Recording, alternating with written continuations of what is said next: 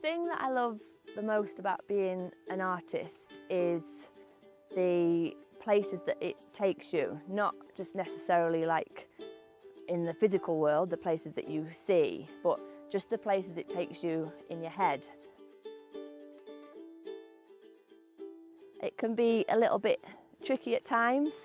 It can be very uncomfortable when you're trying to realise the ideas in your head onto canvas. I think I take a lot of pride in my work, so I feel like it always has to be right, which means a lot of sleepless nights and a lot of redos.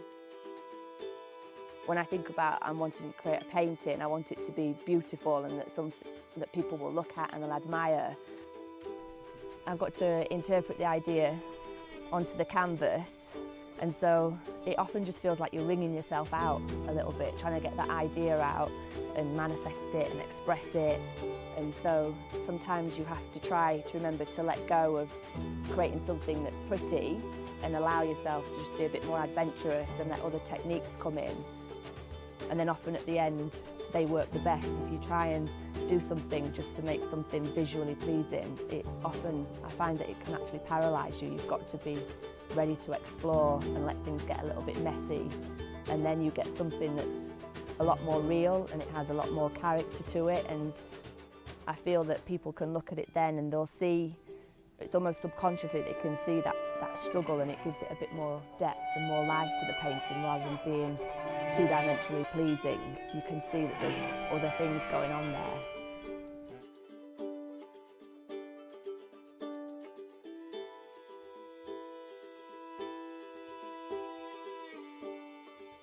The thing that attracted me to skiing the most was I just couldn't wait to be able to get out onto the back of the mountains, and just that isolation that you have when you're maybe just with a small group of friends, but then also the challenge of having to learn the skills to be able to actually ski out there.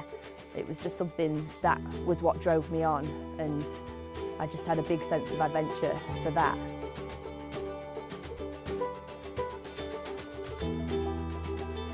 I've been lucky, I've been able to go and ski in places like Japan and New Zealand and different parts of the Alps, so it's taken me to different cultures and to be able to see lots of different views, and that has inspired my art quite a lot as well.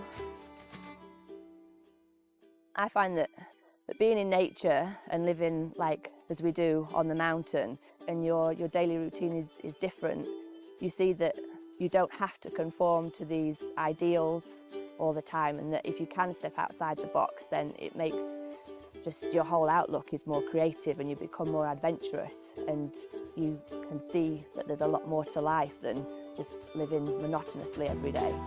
It makes me braver to step outside that box. But it was just something that I just felt led here, and I did everything that I could to be here and to live here and to make it work.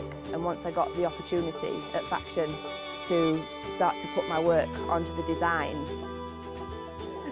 I don't think it's something that I ever thought would happen. The first time I ever did it, I actually took a pair of the Supertonics to Utah. I'd not practiced on them before, and I was kind of straight into the guts of things out there, and it just, I don't know, they just really felt like they were my skis and they were my friend, and I was going to be all right on them that day.